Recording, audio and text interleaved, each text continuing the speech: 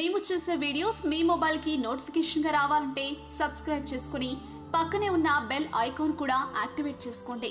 దసరా హడావిడి మొదలైపోయింది. అందరి చర్చలో దసరా గురించి విషయాలు జరుగుతున్నాయి. దేవికి సంతోషం కలిగితే మీ సమస్యలన్నీ చిటికెలో దూరం చేస్తుంది. అయితే ఈ రోజు మనం దసరా రోజున మనకు గనుక ఇలాంటి సంకేతాలు కనిపిస్తే దేవి మన ఇంటికి వస్తుందని అనుకోవాల్సిందే.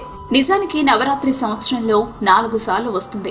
కానీ చైత్ర నవరాత్రికి ఎంతో గుర్తింపు ఉంది. కొన్ని సంకేతాల వల్ల ధనలక్ష్మి మీ మీదనే సమస్త బ్రహ్మాండాన్ని మీ వైపుకు తెస్తుందని, మీకు ఆశీర్వాదం అందించిందని తెలిసేలా చేస్తాయి. నవరాత్రులలో కన్యక పూజ చేస్తారు. దీనికి ఎంతో విశేషం ఉంది.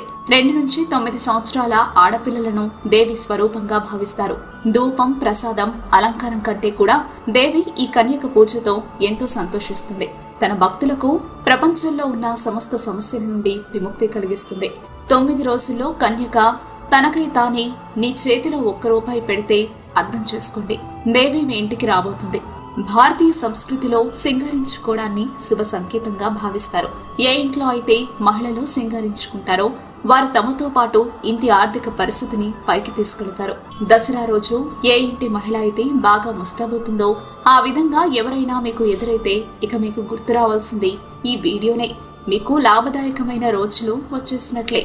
ఎవరైనా కలలో అగ్గిపెట్టి వెలిగిస్తున్నట్లు చూస్తే మీకు ధనం అస్సలు ఊహించని చోట నుండి వస్తుంది. కలలో ఎవరైనా చెక్ రాసి ఇస్తే మీకు ఫ్రీగా ధనలాభం ఉందని నమ్మకం, లేదా మీ వ్యాపారంలో లాభం కలగబోతుందని సంకేతం. ఎవరైనా కలలో కోర్టు కేసు వాదిస్తున్నట్లు ఆ వ్యక్తి నిర్దోషిగా నిరూపించబడి విడుదలైతే వారు కోటీశ్వరులు కాబోతున్నారని సంకేతం. కలలో ఎవరికైనా అప్పు ఇస్తున్నట్లు కనిపిస్తే మీకు ఆకస్మిక ధనలాభం కలుగుతుందని సంకేతం. పొద్దున్నే గుడి గంటలు, సుప్రభాతాలు వింటే ఎంతో శుభదాయకం. కావున మీకు కూడా ఇలాంటి అనుభవం కావాలంటే మీరు కూడా ఈ పరిష్కారాలు చేయండి, ధన ప్రాప్తిని పొందండి. ఇలాంటి మరెన్నో విషయాలు మీరు తెలుసుకోవాలనుకుంటే వెంటనే మా ఛానల్ ని సబ్స్క్రైబ్ చేయండి. ఈ వీడియోని మీ మిత్రులతో షేర్ చేసుకోండి.